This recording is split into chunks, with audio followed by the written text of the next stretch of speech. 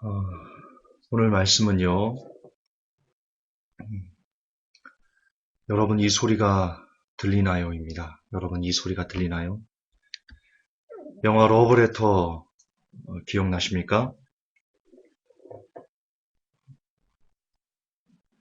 영화 러브레터에 보면 첫 장면과 마지막 장면이 그 여자 주인공이 눈밭에서 오겐키 데스까 그럽니다. 그 부분에서 많은 분들이 눈시울을 적셨을 것이다.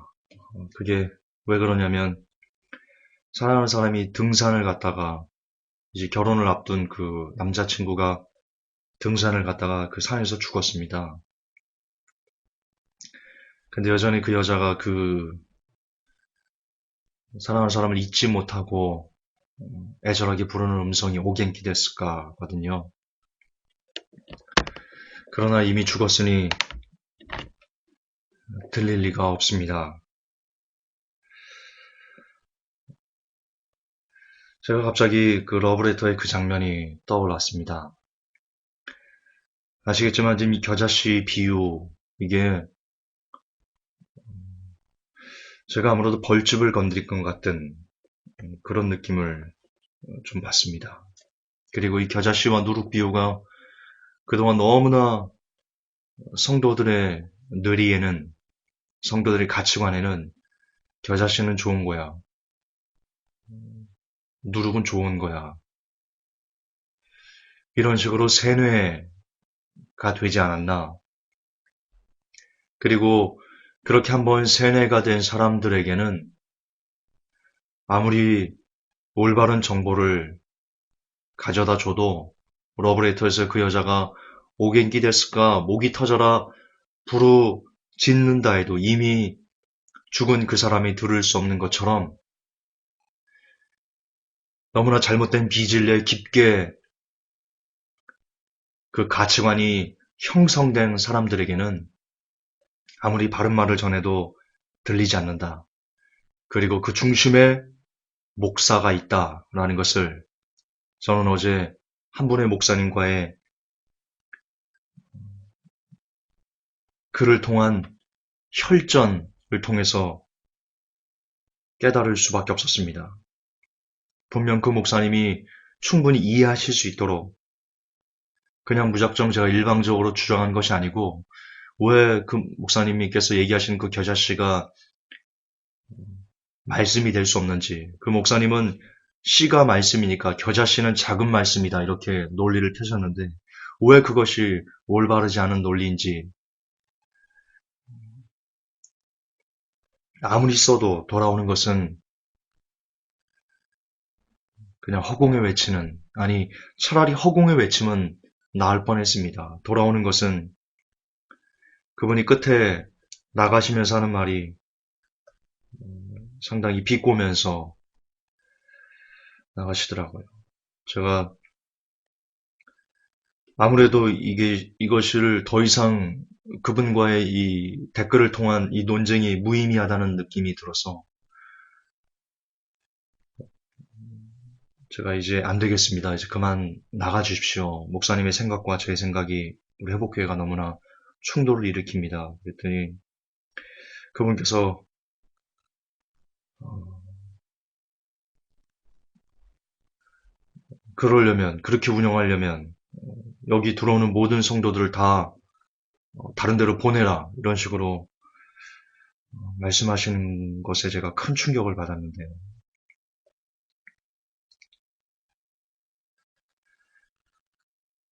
아, 여러분 우선 제가 겨자씨를 한번 보여드리겠습니다. 제가 어제 실은 마음에 큰 상처가 있어서 지치기도 하고 어제 9시부터 6시까지 제가 글을 썼거든요. 한 번도 안 일어나고 9시에서 6시까지 글을 썼습니다. 허리도 아프고 몸도 피곤하고 많이 지쳤는데요. 그래서 제가 도대체 이 겨자씨를 어떻게 목사님들이 설교하시는가? 물론 알고는 있었습니다. 어느 정도는 알고는 있었는데 제가 유튜브를 통해서 한번 찾아봤습니다. 한번 보여드리겠습니다. 맨 앞에 있는 건 제가 한 거고요. 겨자씨 비유가 대체로 다 천국의 은닉성. 여러분 돌아가신 김성수 목사님 아직도 한국교회 유명하죠? 그분도 겨자씨를 좋은 의미로 예수님의 가르침 겨자씨 비유, 천국 비유. 제가 앞부분을 다 조금씩 들어봤거든요. 다 겨자씨를 좋은 의미로 겨자씨 교회도 있고요.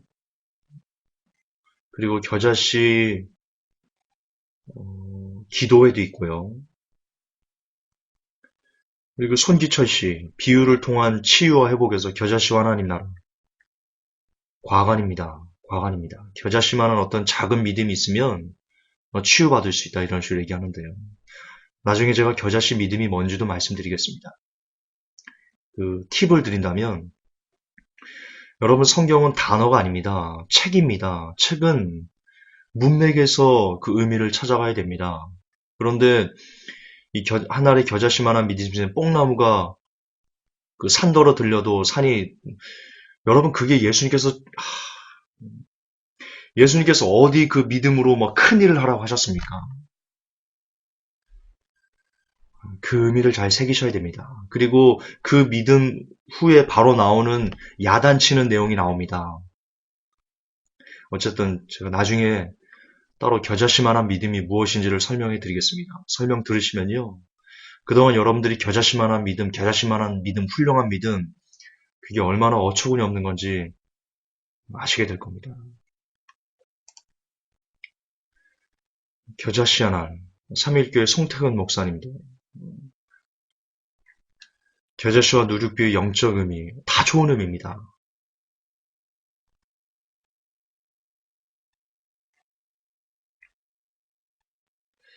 겨자씨 꿈을 통해 본 종교개혁. 이건 겨자씨 이 작은 어떤 그 힘이 있었기 때문에 겨자씨만한 작은 힘이 있었기 때문에 종교개혁이 일어날 수 있었다. 그렇게 얘기하는 겁니다. 이처럼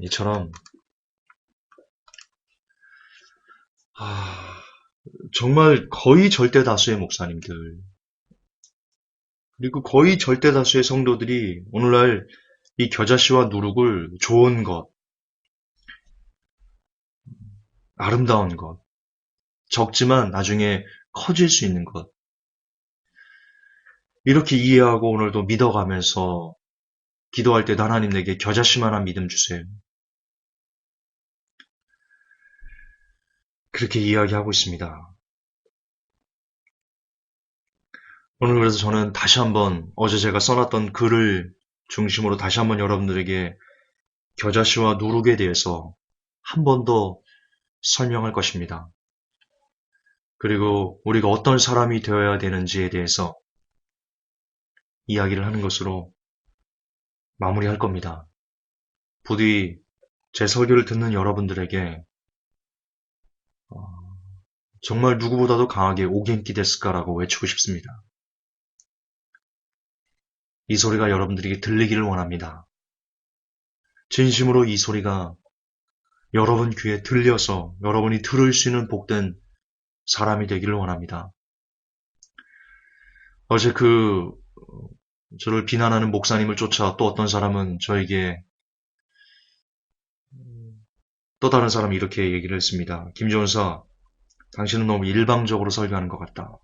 당신만 옳다라고 하는 것 같다. 그러나 오늘 여러분들이 한번 겨자씨 비유 그리고 누룩을 제가 성경으로 변증하는 것을 한번 들어보십시오. 그리고 그냥 무작정 저를 미워만 하지 마시고 과연 제가 어디에 근거해서 여러분들에게 이야기하는지 여러분 저는 정말 여러분들에게 일방적으로 얘기하는 게 아닙니다. 그냥 성경에 그렇게 나와 있으니까 성경에 그렇게 나와 있다라고 여러분들이 얘기하는 겁니다. 그런데 사람들은 항상 저를 향해서 너무 일방적이다. 너무 자기적인 해석이다.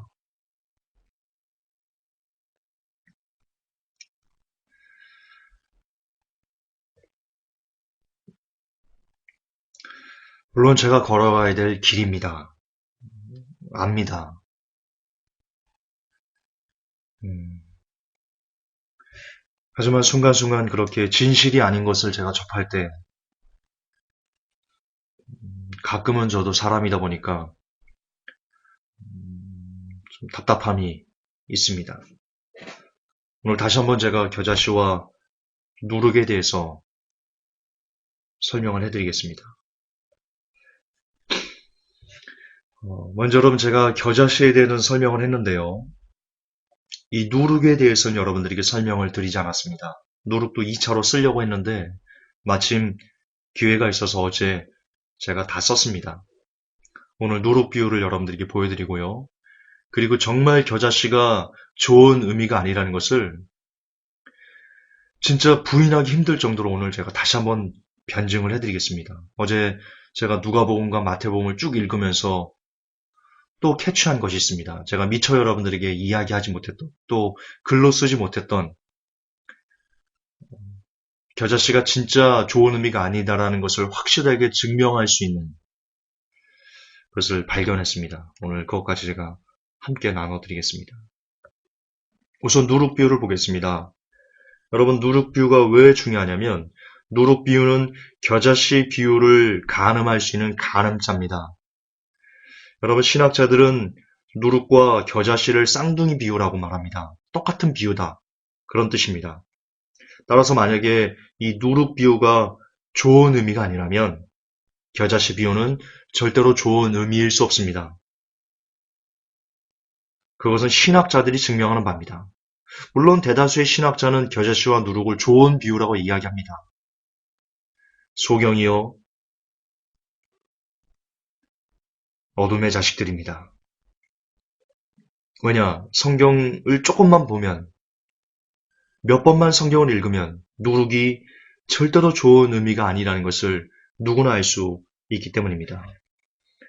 겨자씨 비유는 마가복음 13장, 그리고 누가복음 8장, 나아가 누가복음 13장까지 같이 연결돼서 나옵니다.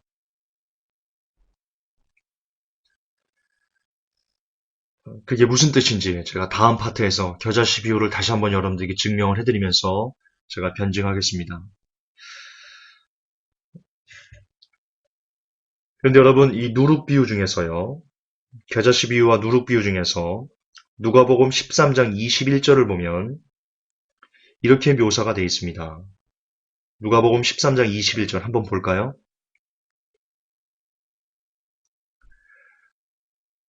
여러분 저걸 펴십시오. 성경을 펴십시오. 누가복음 13장 21절이요. 이렇게 기록되어 있습니다.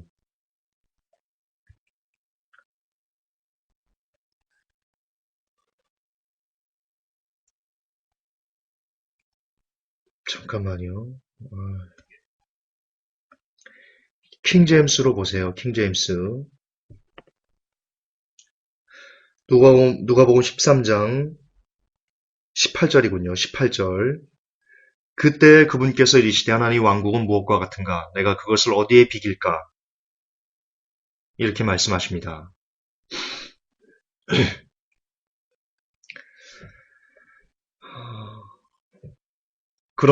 그러시면서 누룩에 대해서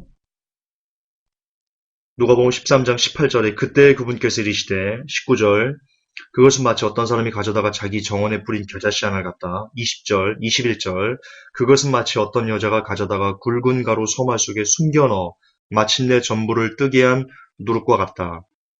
이렇게 말씀을 하셨습니다. 그런데 이 누룩 비유가 시작하는 것이 그때라고 묘사됩니다. 그때. 여러분 제가 글에도 써놨지만 그때라는 이 말은요. 어떤 시간과 공간과 그리고 어떤 사건이 연속적으로 이어지고 있는 현재 진행형의 상태입니다. 따라서 그때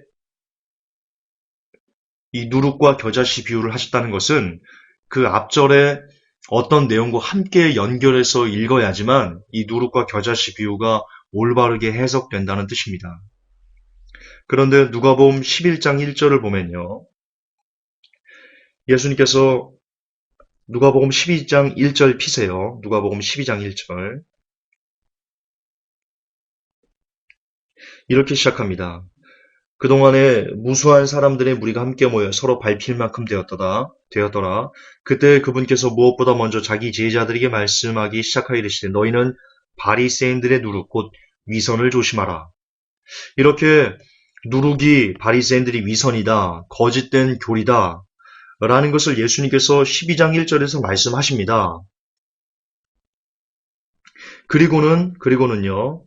12장 1절부터 13장으로 넘어오기까지 예수님께서는 이 어떤 바리새인들의 잘못된 것, 그것에 대해서 야단치시는 내용이 나옵니다. 여러분 직접 누가복음 13장을 보십시오. 13장에 이런 내용 나옵니다. 예수님께서 38년 된 병자를 안식일에 고치셨습니다. 그러자 그걸 보고는요, 회당장이 야라고는 안 했겠죠. 아니 당신 왜 안식일에 고치지? 안식일에 일하지 말라고 그랬잖아. 라고 말하면서 병자를 고친 예수님을 막 나무랍니다. 유대인 지도자가. 그랬더니 예수님께서 자기를 나무라는 유대인 지도자를 역으로 나무라 하십니다. 너희들 잘못된 거야. 그렇게 야단을 치시는 중에 그때 누가복음 18장 18절, 13장 18절 그때 그 야단 치시는 중에 바로 이 겨자씨 비유와 그리고 누룩 비유를 하십니다.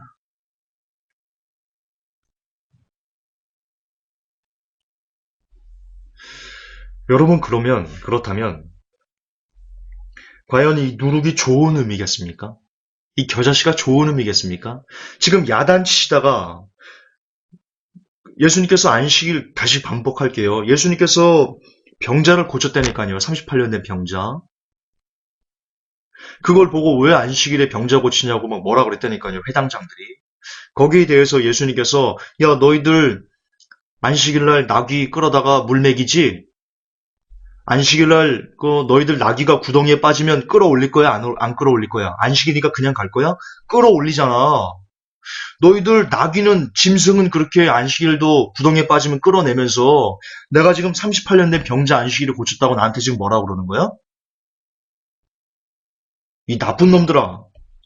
라고 그렇게 말씀하시던 그때에 그렇게 나무라시는 그때의 시간과 공간과 장소와 이런 것이 연결되는 그때에 겨자씨 비유를 하시면서 유대인들을 야단치시고 누룩 비유를 하시면서 유대인들을 또 야단치시는 그 내용 중에 있는 겁니다. 그런데 어떻게 겨자씨와 누룩이 좋은 의미일 수 있겠냐는 겁니다. 겨자씨 비유에 대해서 목사님들이 이렇게 말씀하시지요. 겨자씨처럼 작은 거지만 그 하나님의 나라는 커져서 천사들이 거기서 새들을 천사로 목사님들이 푸시더라고요. 대부분이. 천사들이 막 그 나무에 거할 정도로 그렇게 커진다. 그러면 예수님께서 지금 막 야단치시던 중에 유대인들을 향해서 그렇지만 너희들 이 나쁜 놈들아 하지만 너희들의 그 외식과 잘못된 그 교리가 나중에 엄청 커져가지고 천사들이 너희들을 위해 거할 거야. 그러시는 건가요 지금? 이 앞뒤가 안 맞잖아요. 상식적으로도 안 맞잖아요. 근데 지금 상식적으로도 안 맞는 그런 성경 해석을 목사라는 타이틀을 가지고는 성도들에게 주입하잖아요. 그러면 누가 일방적인 설교를 하고 있는 거예요? 저예요? 아니면 대다수의 목사님들이에요? 누가 지금 일방적으로 여러분들이 강요하는 거예요? 상식적이지 않은 비상식을 그것도. 그렇잖아요.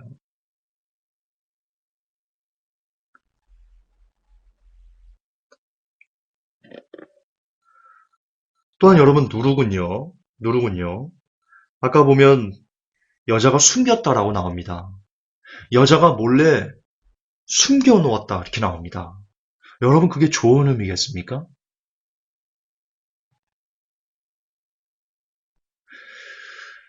아담과 하와가 죄를 범했습니다. 아담과 하와가 죄를 범했어요. 하나님께서 부르셨습니다. 아담아 어디 있느냐? 아담과 하와가 숨었습니다.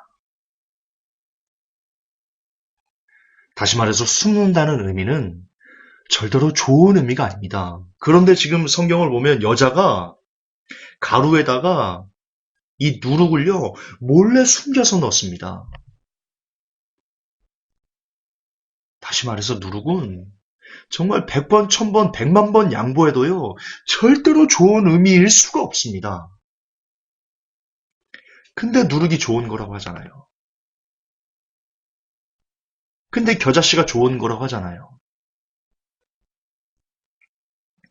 여러분, 누룩은요, 신구약을 통칭해서 총 23번이 나옵니다.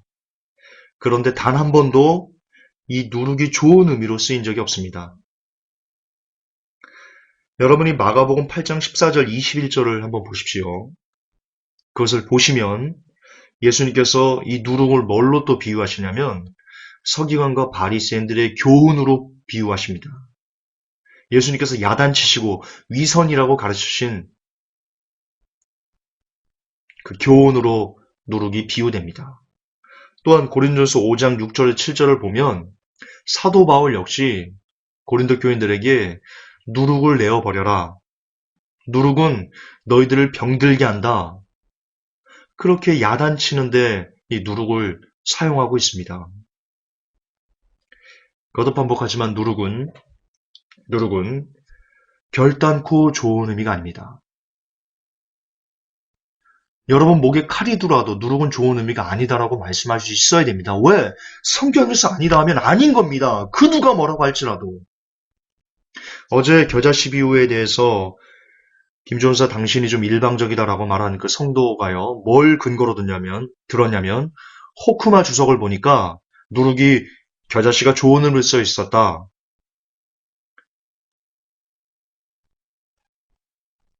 대체로 좋은 의미로 겨자씨가 써 있었다. 다른 사람들의 말도 들어야 된다. 김종사는 일방적이다. 이렇게 이야기하셨습니다. 호크마 주석이 성경인가요? 아, 정말 답답하더라고요. 여러분 주석 보지 마세요. 지금 여러분들이 보는 주석은 거의 다 누구의 영향을 받았냐? 칼빈의 영향을 받았습니다. 목사님들이 왜 여러분들에게 그렇게 설교하는가? 목사님들이 대체로 설교할 때 주석을 참고하기 때문입니다. 여러분 정말 여러분들에게 성령님이 증인이십니다. 잘난 체라고 듣지 마시고요. 회복교가 5년 정도 지금 횟수로 5년을 접어들었습니다. 2011년도부터니까 2011, 2012, 2014, 2014, 2015 횟수로 5년을 지금 접어들고 있습니다. 유튜브에 약 800편 가까운 설교가 있습니다. 그 800편 가까운 설교 중에 주석을 제가 참고한 설교는요. 한두 개 될까 말까입니다.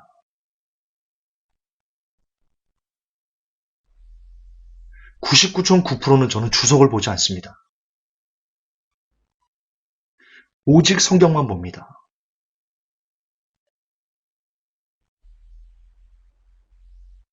여러분 주석 보면 안 됩니다. 주석은 여러분을요. 어쩌면 죽음으로도 인도할 수 있는 왜? 다 칼빈주의식 사고방식에 기인해서 주석이 만들어졌기 때문입니다. 지금 그분도 그러잖아요. 호크마 주석에 겨자씨가 좋은 의미라고 대체로 좋은 의미라고 하고 있는데 이 소리도 들어야 되지 않냐. 바로 그렇게 나오지 않습니까?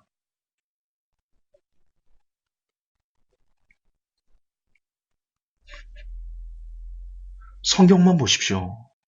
그리고 기도하십시오. 성경 보고 안 풀리는 것이 있으면 그것을 끌어안고 기도하십시오. 떼굴떼굴 구르면서. 하나님 이거 어떻게 되는 거죠? 왜 안 풀리는 거죠? 이거 무슨 뜻이죠?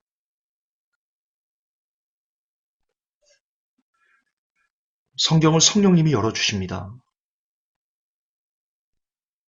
근데 성령님은 사모하지 않으면 열어주지 않습니다.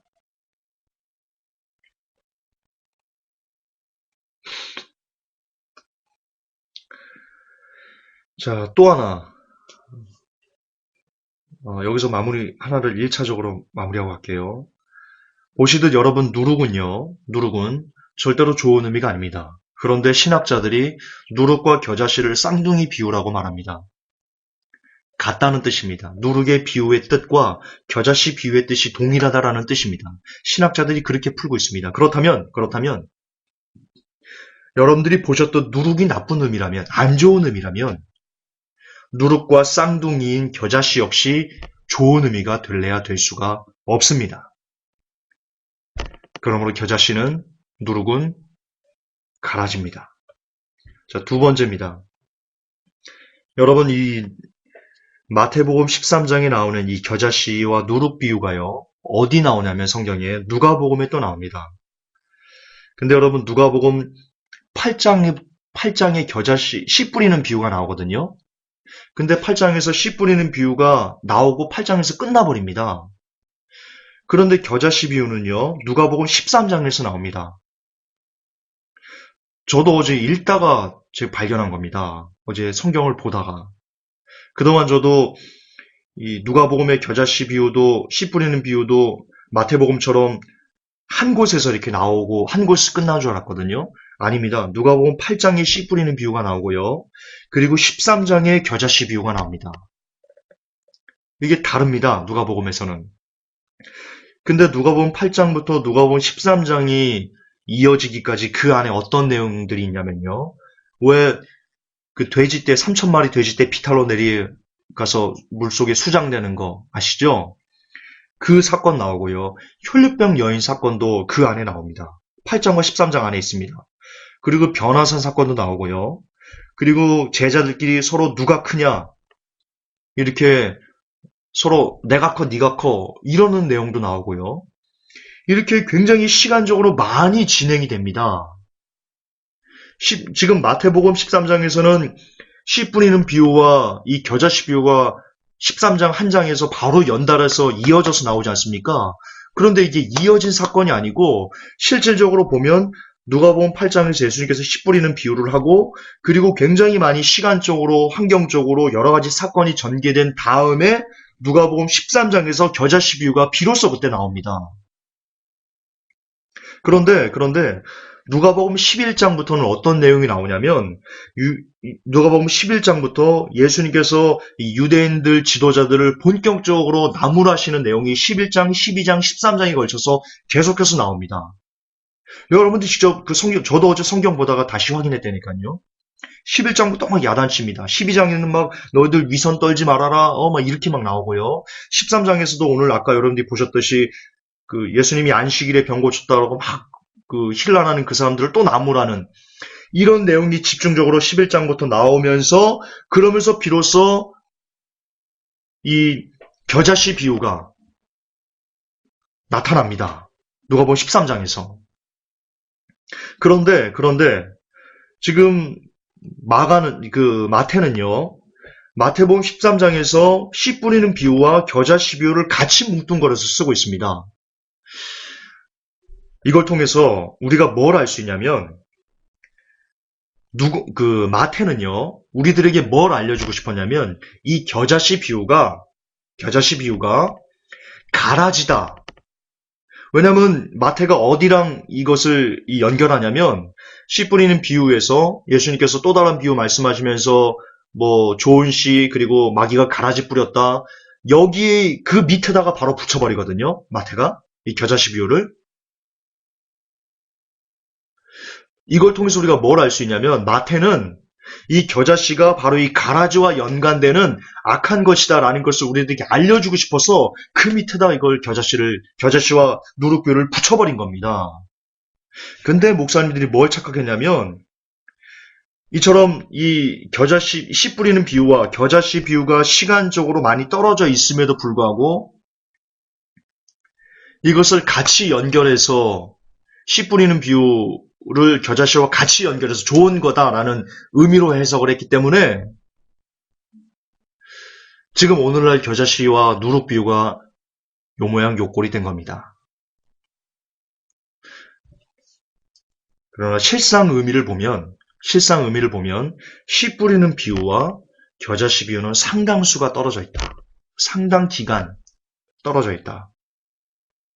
그러므로 마태가 이것을 떨어져 있음에도 불구하고 하나처럼 붙인 이유, 그것도 더구나 마귀가 그 가라지를 뿌리는 그 비유 바로 밑에다가 갖다 붙인 이유는 마태는 겨자씨와 누룩을 매우 안 좋은 의미로 인식하기 때문에 거기다 갖다 붙인 거다. 왜냐? 아까도 말씀드렸듯이 이 겨자씨 비유는 뭐를 하던 와중에 예수님께서 쓰신 비유냐면 유대인 지도자를 나무라는 중에 그 와중에 쓰신 비유입니다. 마태가 그것을 곁에서 들었죠. 그래서 마태는 알고 있었습니다. 겨자씨 비유와 이 누룩 비유가 지금 유대인들을 야단치는 어떤 아주 좋은 용도다. 라는 것을 마태도 알고 그 주위에 있는 사람들도 알고 이 겨자씨와 누룩 비유로 책망을 듣는 그 유대인 지도자들도 알고 그 주위에 있는 그 예수님의 말씀을 듣는 사람들도 알고 누구나 다 그 얘기를 알고 있었습니다. 그래서 마태가 13장에서 가라지 바로 밑에다가 그걸 갖다 붙인 겁니다. 따라서 우리는 좀 더 확실히 알 수 있습니다. 겨자씨 비유와 누룩 비유는 절대로 좋은 게 아니다. 절대로 아니다. 이제 결론을 좀 내리고 싶습니다. 정말 이 이상 겨자씨와 누룩이 올바른 것이 아니다. 좋은 의미가 아니다라는 것을 어떻게 여러분들에게 설명을 드려야 될지 잘 모르겠습니다. 저는 제가 할 수 있는 겨자씨와 누룩에 대한 제가 할 수 있는 정말 거의 전부를 현재까지는 물론 하나님께서 더 열어주시면 더 겨자씨와 누룩이 아니다라는 것을 제가 밝혀낼 수 있겠죠. 그러나 지금까지 오면서 이 이상 여러분들이 겨자씨와 누룩이 좋은 의미가 아니다라는 것을 저는 설명할 자신이 없습니다. 겨자씨와 누룩 비유는 마귀의 가라지가 명백합니다. 그러나 그럼에도 불구하고 아무리 소리를 내도 그것을 너무 많은 사람들이 듣지 않습니다. 그렇기 때문에 이것을 듣고 있는 여러분들이 그리고 이 말을 할 수 있는 저는 개인적으로 참 복이 있다. 그렇게 생각합니다. 그리고 이것이 성경적이라고 저는 생각합니다. 왜냐하면 성경은 좁은 길을 찾는 이조차 적다라고 말하고 있기 때문입니다. 여러분 만약 겨자씨를 좋은 의미라 누룩을 좋은 의미다라고 사고방식을 갖고 있는 사람들이 성경을 보면 그들이 어떤 열매를 맺어가겠습니까? 그리 좋은 열매를 맺어갈 수는 없지 싶습니다. 그러나 그렇다고 자만해서는 아니 될 것입니다. 스스로 선줄로 생각한 자는 넘어질까 조심하라. 성경은 그렇게 이야기하고 있습니다. 여러분들이 남들이 모르는 겨자씨와 그리고 누룩 비유의 그 진실을 알고 있다라고 어깨에 힘을 주고 목에 힘을 빳빳하게 주고 이 자식 너는 그것도 몰라? 이 김집사 그 겨자씨 누룩도 몰라? 이런 식으로 잘난 체하는 순간 여러분과 저는 죽음에 이르게 될 것입니다. 먼저 알게 된 사람의 책임은 그것을 좀 더 다른 사람들에게 잘 인내를 가지고 전하라는 그런 의미에 있지 싶습니다.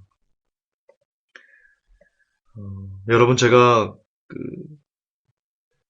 경제에 대해서 써놓은 글이 있습니다. 이것이 금리 인상이 가져올 파괴력이다. 1, 2탄을 여러분들이 꼭 보셨으면 좋겠습니다.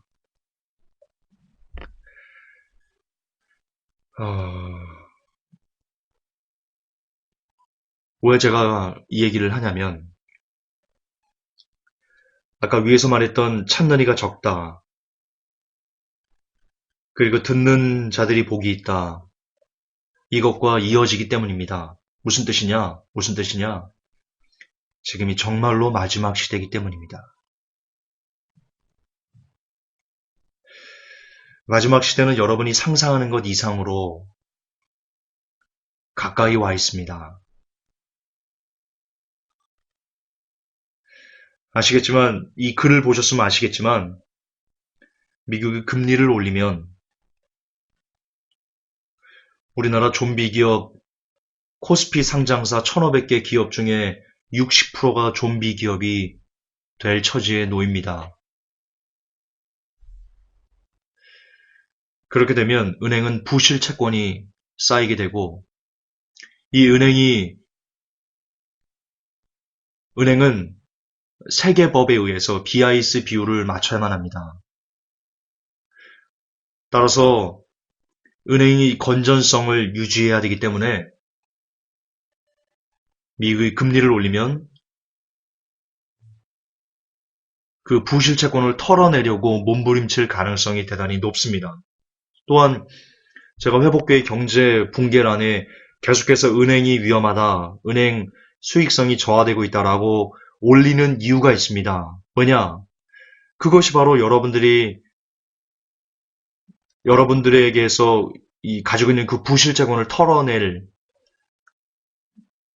수밖에 없는 그런 구도로 가려는 지금 시그널을 여러분들에게 던지고 있는 거기 때문입니다.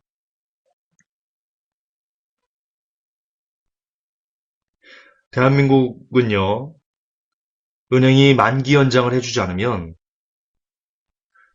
가계부채가 갖고 있는 그 만기 연장, 주택담보대출의 만기 연장을 해주지 않으면요, 대한민국 가계는 한순간에 속어를 좀 쓰겠습니다. 그래야 의미 전달이 조금 더 생생하게 여러분들이 각인되니까요. 박살이 납니다. 한순간에 박살이 납니다. 그런데 미국이 금리를 올리면 제가 그래도 써놓은 것처럼 은행이 만기 연장을 해주지 않을 가능성이 높습니다. 그리고 그런 시그널을 만기 연장을 이제 해주지 않을 거야 라는 시그널을 여러분들에게 지금 주고 있습니다. 물론 만기 연장이 아니라도 만기 연장을 그대로 그들이 받아준다고 해도요, 여기서 문제가 끝나는 게 아닙니다. 이 사람들은요, 일부 원금을 상환을 요구합니다. 근데 여러분, 일부 원금 상환할 돈 있나요? 가게가 그런 돈이 있나요? 없습니다. 그러면 일부 원금을 상환할 돈도 없으면 은행은 거기서 또 그치는 거 아닙니다. 그래요? 알았어요. 그러면 나중에 돈 있으면 갚으세요. 은행이 이러지 않습니다. 은행은 추가 담보를 요구합니다. 다시 말해서 미국의 금리를 올리면 셋 중에 하나입니다. 만기 연장을 안 해서 터지든 원금 일부를 요구해서 각각 개개인을 박살내든 또 하나는 추가 담보를 통해서 여러분이 갖고 있는 최후의 자산까지 다 은행이 가져가든 어떤 시나리오도요. 결코 서민들을 편하게 할 수 있는 시나리오는 없습니다.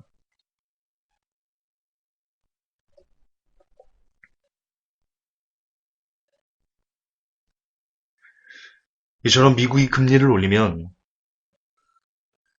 정말 여러분 물론 미국이 금리를 어느 정도 수준까지 올리는가에 따랐지만 그러나 미국이 한 2, 3%만 올려도 한국의 경제는요, 아주 치명적인 위기에 직면할 가능성이 아주 높습니다. 물론 100% 직면에 이렇게 요구할 수는 없습니다. 왜냐하면 경제라는 것을 쥐고 있는 그 보이지 않는 세력이 또 어떤 장난을 칠런지 모르기 때문입니다. 그러나 확률적으로 이제는 터질 때가 다가오고 있습니다.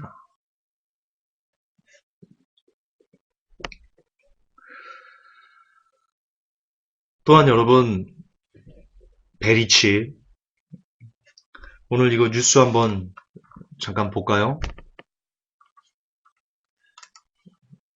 요것만 잠깐 좀 봅시다.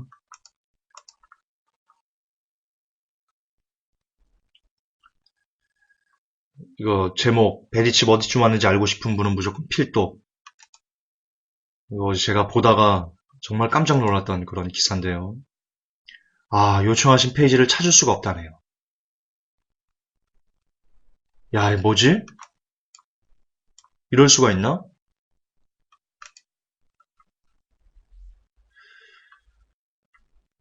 아, 이럴 수가 있나요?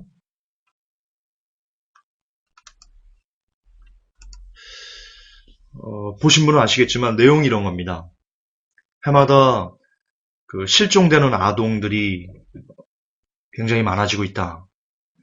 그 아동 실종을 막기 위해서는 경찰청에 지문을 미리 등록해놔야 된다. 그렇게 MBC 뉴스에서 이야기를 했습니다. 여러분 이처럼 경제도 그렇고 베리칩도 그렇고 여러분 베리칩 광고 나온 거 아시죠? 그 에레미야 목사님이 올려놓은 거 영상 여러분 보셨죠? 밥 먹고 식당에서 결제기 갖고 오니까 손목으로 이렇게 딱 결제하는 거. 물론 그건 스마트워치입니다.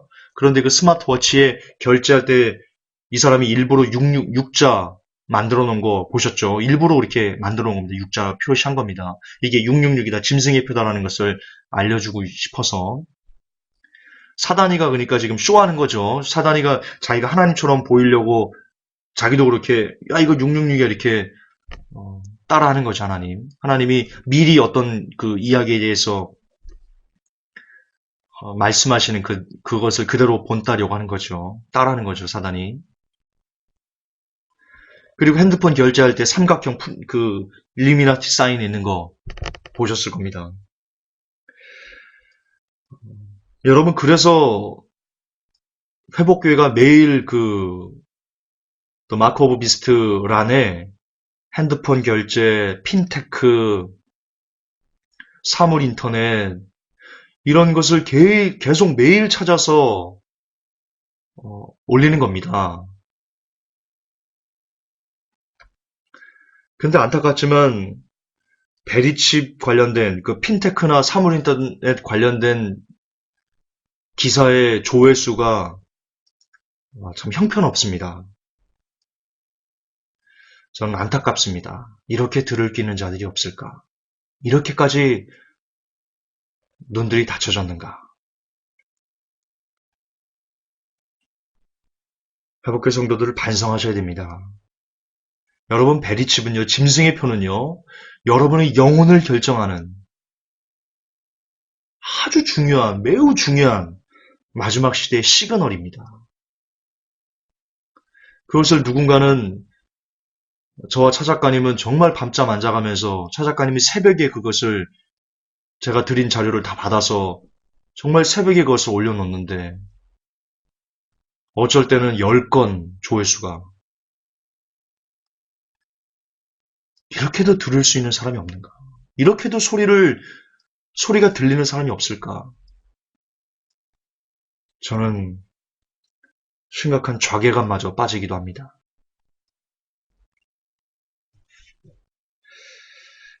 이처럼 경제도 그렇고 짐승의 표도 그렇고 전쟁의 위기도 그렇고 러시아가 가만히 있으면 아니 될 정도의 어떤 그 상황으로 지금 몰리고 있는 거 아시죠? 그것도 그렇고 테러를 통해서 지금 경찰 국가로 각 국가마다 발돋움하려고 하는 그런 움직임도 그렇고 사람들이 너무나 강팍해서 툭하면 죽이고 주차 시비 때문에 야구방망이로 사람을 때려가지고 반신부수를 만들어버리고 어린이집 원장이라는 사람이 아이를 때려서 아이가 날아가게 하고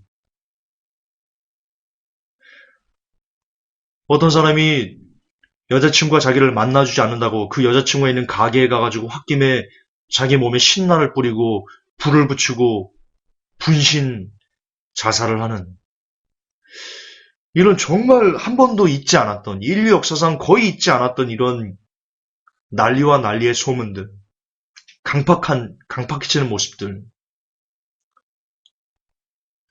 일본에서는 사쿠라지마 화산이 대폭발 전조에 있고, 남극에서도 이상한 징조가 일어나고 있고, 전 세계에서 겨울 가뭄과 이 희한한 일들이 자연적으로 발생하고 있는 이런 이때, 정말 후쿠시마에서는 또 쌀이 괜찮다고 판명돼서 전 세계에 그 쌀이 팔려나가는 이런 웃기지도 않는, 아니 그게 어떻게 괜찮겠습니까? 아직도 해결이 안 되는데, 아직도 바다로 엄청난 양의 오염수를 하루에 수백 톤을 오늘도 뿌리고 있는데, 2011년에 사고가 났었죠. 2011년 3월에 지금 5년째 그것을 뿌리고 있는데, 태평양으로 방사능 걸 5년째 흘려버리고 있는데, 어떻게 후쿠시마가 괜찮다는 말입니까? 그럼에도 언론에서는 후쿠시마 관련된 기사도 안 나고, 오히려 해결됐다라고 후쿠시마 쌀이나 수출에 쌓고,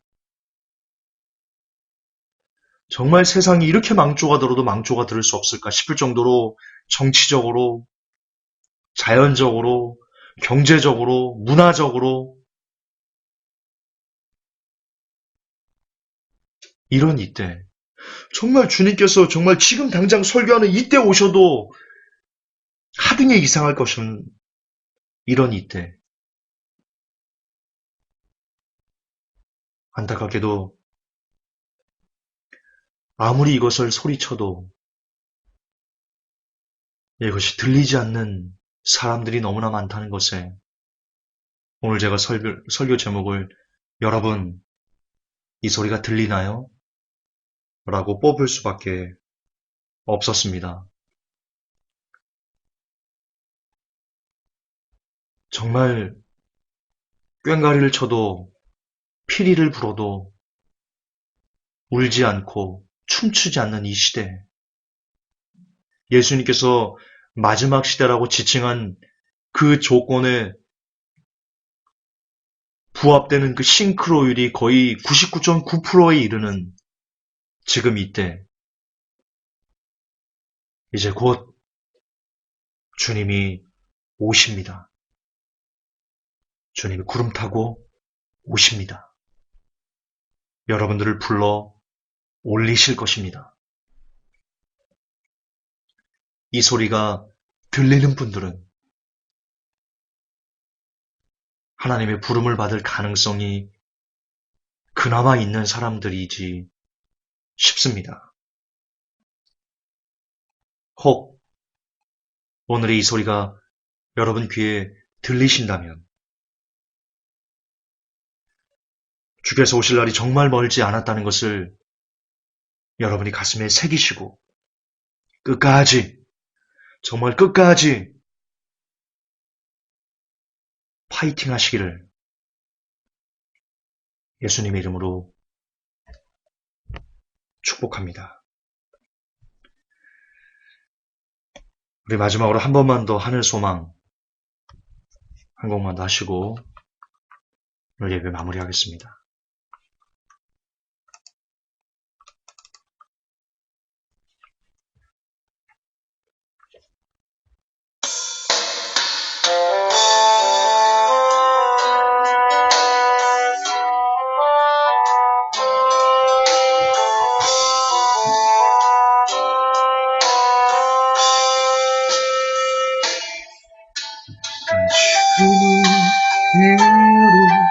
갈곳하며 살치라도 내 영혼 저 하늘을 들으며 사네.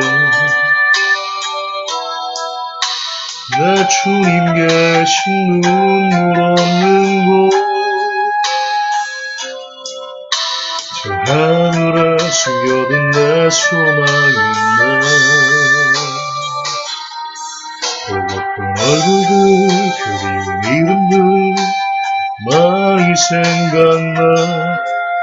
다른 가슴 터지도록 기다려지는 곳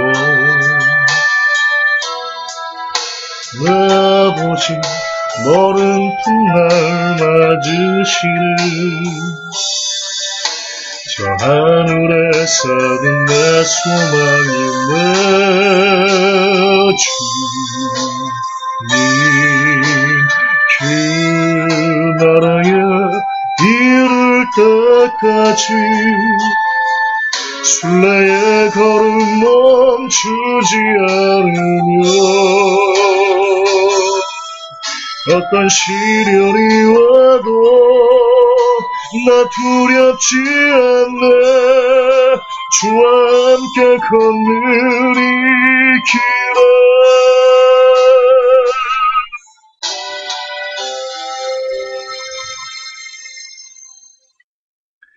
하나님, 비리를 불어도 춤추지 않습니다. 애고래도 울지 않습니다. 이 시대는 특별히 목회자들이 더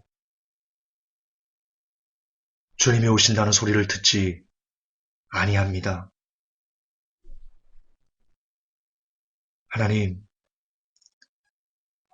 그러나 그럼에도 불구하고 이 소리를 우리의 숨이 멈추는 그날까지 외치게 하여 주옵소서. 이 소리를 외치며 끝까지 이 소리를 외쳐가며 그렇게 하늘 소망을 품고 오늘을 살아내는 하나님의 백성들이 되게 하여 주옵소서. 우리 구주 예수님 이름 받들어 감사하며 기도 올렸나이다. 아멘.